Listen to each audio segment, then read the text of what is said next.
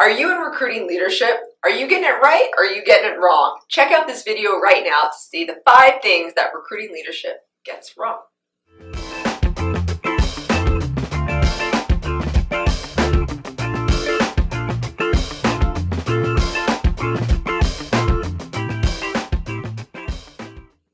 Hey, welcome to the Millionaire Recruiter. I'm Brianna Rooney, your Millionaire Recruiter. And if you have not seen this channel before, it's all about upping your game in the recruiting industry. So let's get to it. So we talk about all the things to do right. Let's talk about all the things that go wrong. I think we actually learn a lot from that. I talk about all the time, failing is the fastest way to grow and to learn. So let's just talk about all the bad shit, right? Okay, number 1.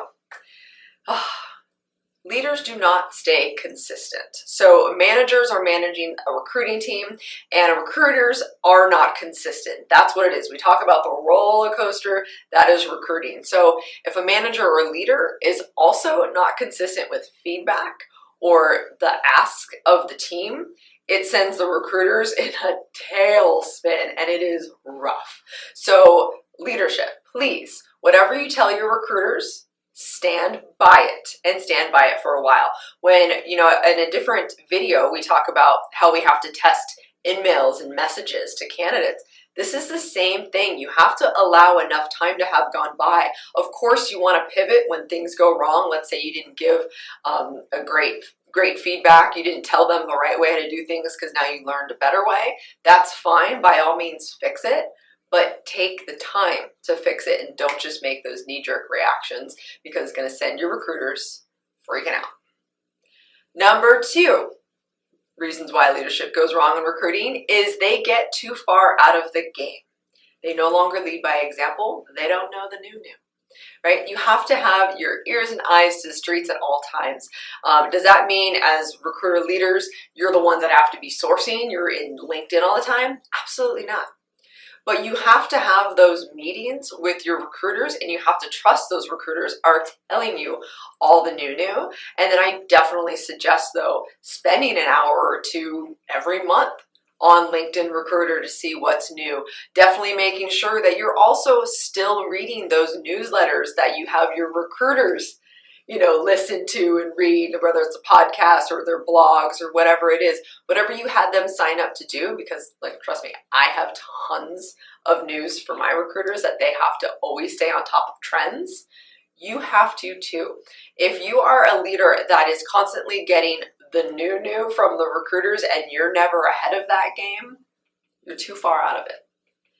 And that's going to lead to recruiters not respecting you as much, unfortunately, and it's also going to lead to some bad advice. So stay in it, up your game, always. I don't care if you're in leadership, management, whatever it is. I see, of course, you're always upping your game and you're always reading and learning more. Number 3, the third reason of the things that recruiting leadership gets wrong is they don't show the why behind a requirement. I think that this happens actually in leadership a lot. This isn't just in recruiting, but I have one particular thing that does drive me crazy. So if you are a recruiter, a sourcer, you need to have a candidate tracker. You're probably saying, but Brianna, our ATS does that. That's great. But there's a lot of things that your ATS doesn't do, and then sometimes they switch job recs and things get messed up. You have to have your own tracker. And so we have one here at Talent Perch. I absolutely teach that through Thriversity. You need to have ownership of your pipeline.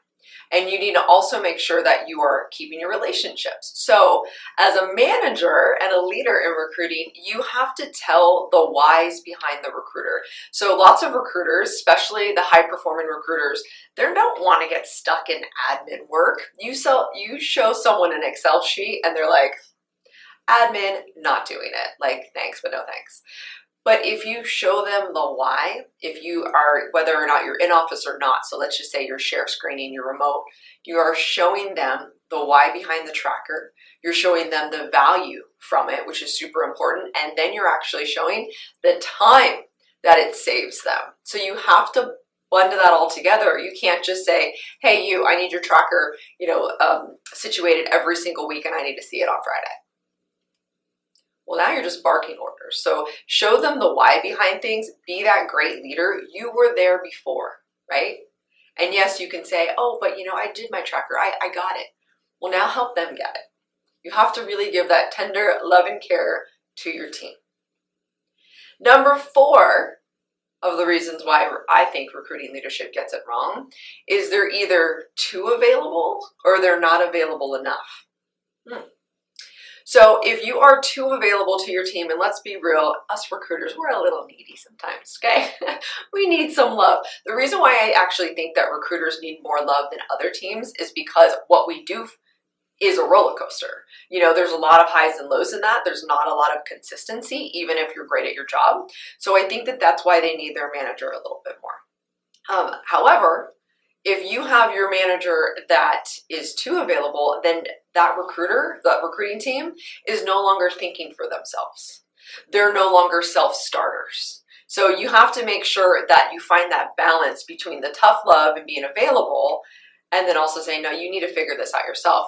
Come to me when you figured it out and let's talk through it. So there's lots of different ways to empower people to make sure that you're not doing too many things for them. They have to fail. Like, okay, let me tangent for a second. I remember very vividly one of my recruiters. It was offer time. I knew exactly the way to close this particular situation. I had seen it before. I knew the client really well. And the recruiter was adamant about doing it their way. And I said, yeah, you do you. You figure it out. Crash and fail, burn. We had lots of talks about it, but those are those learning moments. And yes, as a business owner, you think, Brianna, why did you just lose a deal? You could have literally just told him what to do. But that lesson right there was more valuable than the actual money that could have came out of it, because he never did that again. And he learned. So that was that tender loving care that I gave as a leader and as a manager. Now, if the manager isn't available enough, well, then that makes you feel like, look, they're not even celebrating my wins. They're definitely not here for my losses. Like, who's supporting me? Who can I go to for stuff?